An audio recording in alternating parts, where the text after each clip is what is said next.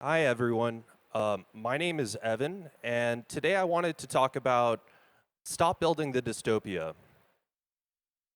A little bit about me first to get started. I'm the CTO and co-founder of Demox Labs. I'm also a Z-Prize architect. I work exclusively with programmable privacy through ZK. We work with Alio, Polygon Maiden, and Aztec. Our largest product is called the Leo Wallet. We have more than 250K weekly active users, but we do everything from building full products to acceleration on WebGPU, building infrastructure. Our kind of whole goal is to make programmable privacy a reality. So the first thing I kind of want to talk about is what is really, like, if we imagine that we stop using credit cards and we stop using like Chase and Bank of America, what does the world actually look like? Well, the first thing is once you're doxxed once, everything you do is public forever. The only acceptable way right now to get privacy is through centralized exchanges and custodians. Basically, you can use Coinbase as a mixer. This is bad. If you put open source privacy preserving code on chain like Tornado Cash, you go to jail. And something I really want to kind of emphasize is people who tout Web3 as a solution for the unbanked. Well, most of those unbanked people do not live in the most democratic government with the best representation. How long is it before some government who doesn't treat their people super well pays Chainalysis to help give a list of who the users are? So what I really want to do with this talk is reframe privacy. Privacy is not just about it's the right thing to do. It's not just protecting fundamental rights. Fundamentally, it's inevitable. It's economically productive. It's going to make things cheaper, faster, and better. So to kind of understand the history of privacy, we have to look at the internet before privacy, when we had HTTP. Basically, the internet before the introduction of SSL by Netscape in 1995 was not a system that could be used for anything meaningful. You couldn't have e-commerce, you couldn't have things like social media, all sorts of financial online activities did not exist on the internet before we had widespread adoption of encryption. Network systems without privacy, you have all sorts of like man-in-the-middle attacks, just pure data theft, right? These sorts of things, like the internet only really became useful once we started integrating privacy. And it's kind of crazy now that we don't really even think of SSL or TLS or now Quick as privacy technologies. It's just how the internet works, and we really can't imagine going back. By basically, like, encryption is expensive, and before encryption was widespread, it was actually expensive to encrypt the whole internet. And this was a big barrier. But what we ended up seeing is that by reducing the amount of trust on the infrastructure that powers the internet, like you don't have to trust every computer in this decentralized system, you actually get way more economic productivity from the internet. So encryption is never free. It's expensive. It's always going to be more expensive than plain text, but we have to weigh it against the economic benefits. So that's why I'm really excited about enhancing blockchains with zero-knowledge proofs.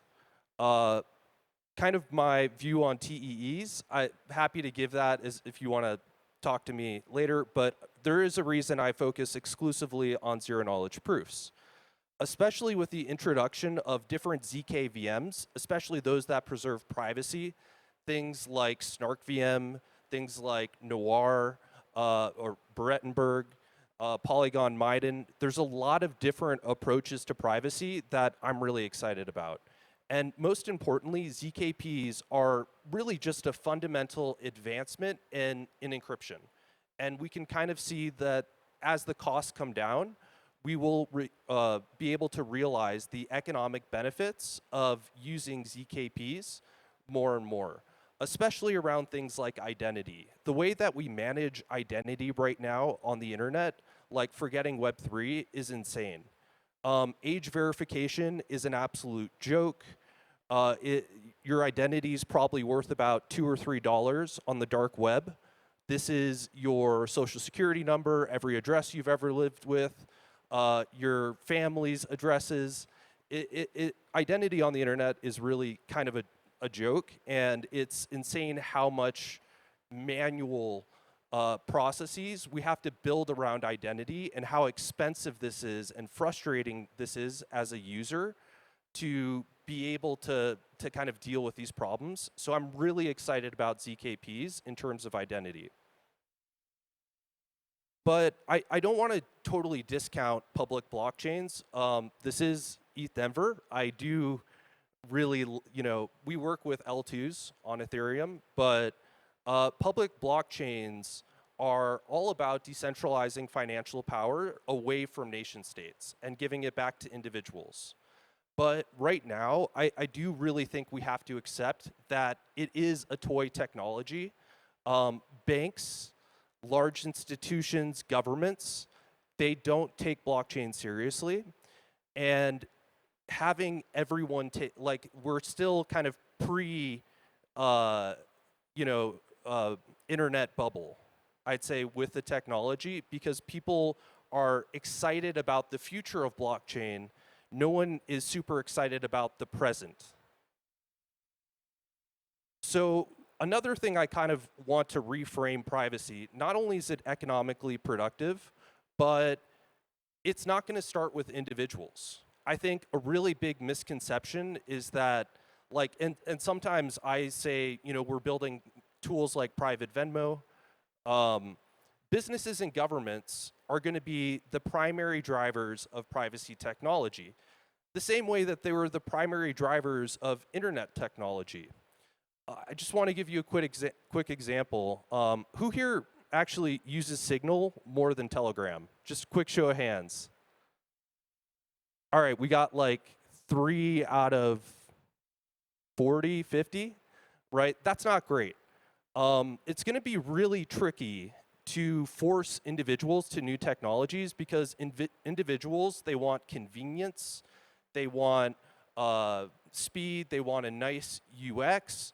There are all these things that we have to do for individuals. So I can't get my mom to use Signal. No matter what I do, no matter how many times I tell her about the benefits, I promise her it's not related to crypto, that it's just a privacy technology, my mom isn't going to use Signal. She's going to use iMessage because it's the thing that works really conveniently, and it's integrated, across her iPad, her MacBook, her phone. It's going to be really difficult to get individuals to use privacy technology. Everyone at my company uses Signal. Why? Because I don't talk to them if they don't use Signal. This is the difference between businesses and governments, where if a business sees a benefit in using a certain technology, businesses can mandate adoption, and businesses are going to be much more rational about the economic benefits of a technology and much faster to adopt it. And governments as well. The leader in cryptography is some government. Probably the US government, I hope, but it's definitely a government. So in terms like why are businesses going to use privacy in blockchains? Well, I think a really kind of important understanding is that right now, every service that a business uses exposes all of their data to that service, which is not great for the business, right? If you use, for example, a payroll system, you have 3 or 4 different companies who have all of the data about how much you pay employees, and who knows if they're selling that data.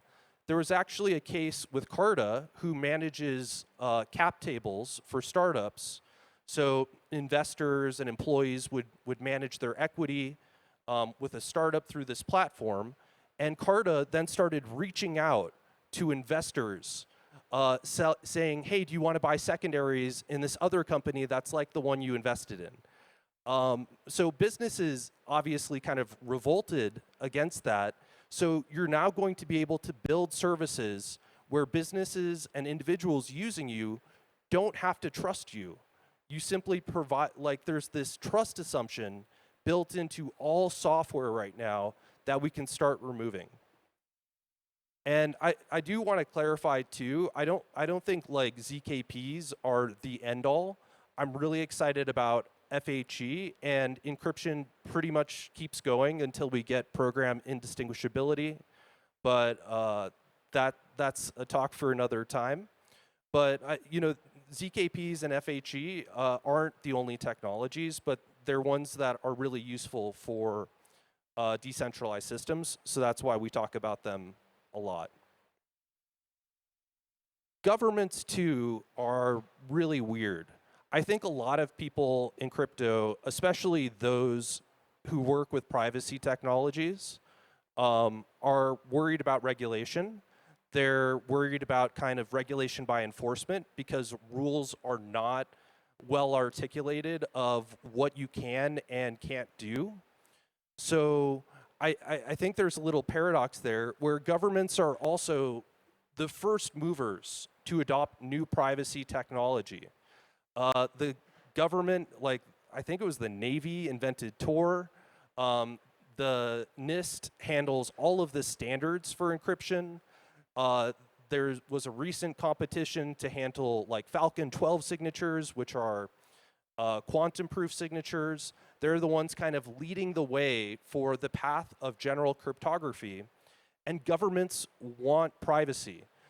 Something that's kind of ridiculous to me and something that no one really seems to be focused on is privacy for like how governments pay contractors, right? So it's sort of insane that the whole banking system sits between the government and how much we pay like Boeing to make secret fighter jets for us, right? I very much believe that if a government had a peer-to-peer way to pay contractors privately and without any additional information being leaked to any external parties, governments would really want to use this sort of technology. I think that there's a giant misconception that governments are against cryptography. Governments just want it for themselves, right? But that's why we build open source software, so that as we develop these technologies, governments who will be kind of the first to test and battle harden them are also, we're not kind of closing individuals off, because ultimately cryptography is applied math, and it's really hard to restrict the usage of applied math to any particular group. So I really kind of like to refocus the talk. This is kind of nearing the end. Public blockchains right now, at best, are going to be a toy. They're going to be fun to play with. Maybe we can gamble and speculate. Maybe we can experiment with like new forms of building organizations and incentives, but they're going to be a toy.